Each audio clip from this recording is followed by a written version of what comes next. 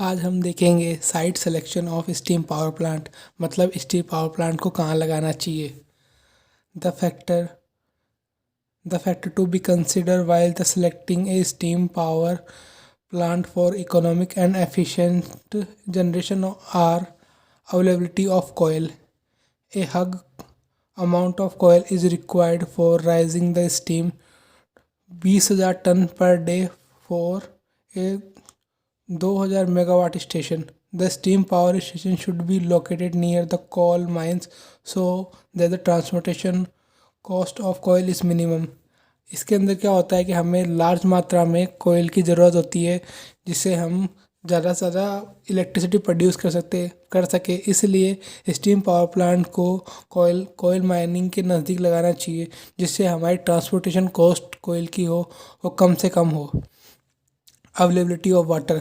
Large quantity of water is required in a steam power station. It is required to raise the steam in a boiler for cooling purpose such as in condenser, as a carrying medium such as a disposal of ash for drinking purpose. इसमें क्या होता है कि steam power plant को लगाने के लिए हमें लार्ज मात्रा में वाटर की आवश्यकता होती है. इसमें वाटर हमें स्टीम बनाने के लिए चाहिए, कूलिंग पर्पज़ के लिए वाटर हमें चाहिए होता है, ऐश को डिस्पोज करने के लिए हमें वाटर चाहिए होता है और ड्रिंकिंग के लिए हमें वाटर चाहिए होता है. इसलिए स्टीम पावर प्लांट हमेशा रिवर के नज़दीक या कैनल के पास में लगाना चाहिए जिससे कंटिन्यूस मात्रा में पावर की सप्लाई हो सके. Therefore such a steam plant should be located at a bank of river और near a canal to ensure the continuous supply of water. Transportation facilities. A steam power station often requires the transportation of material and machinery. Therefore, the plant should be well connected to other parts of country by the rail or road. इसके अंदर क्या है कि steam power plant जहाँ भी लगाए वहाँ आने जाने की व्यवस्था अच्छी हो वो देश के अन्य भागों के द्वारा रेल और रोड के माध्यम से जुड़ा हो जिससे हमें हमारी मशीनरी इक्विपमेंट जो भी आ रहा जा रहा हो उसके आने जाने में कोई दिक्कत ना हो. Nearest the load center. The power station should be near as possible to the center of the load so that the transmission cost and loss are minimum. Steam power plant basically load centre के नज़दीक लगाना चाहिए जिससे transmission की cost minimum हो और जो losses हो रहे हैं वो मिनिमम हो. Distance from populated area. A high amount of coal is burnt in a steam power station, therefore smoke and fumes pollute the surrounding area. The necessity that the plant should be located at a considerable distance from the populated area.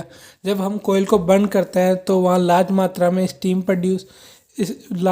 में smoke produce होता है, इसलिए steam power plant को populated area से दूर लगाना चाहिए. Ash disposal. Ash is the main waste produced by the steam power plant with a low grid coil. It may be 3.5 ton per day.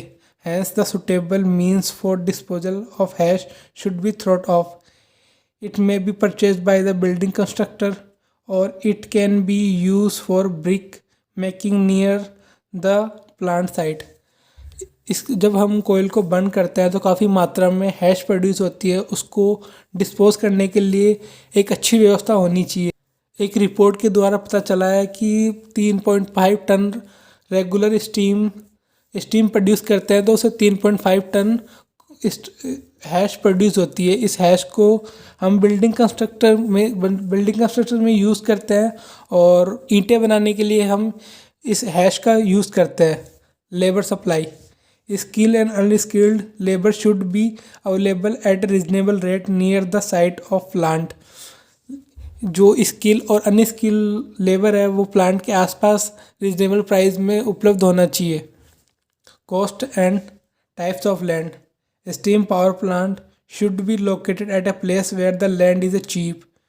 जहाँ भी हम स्टीम पावर प्लांट लगा रहे हैं वहाँ की जो लैंड होता है वो सस्ता होना चाहिए.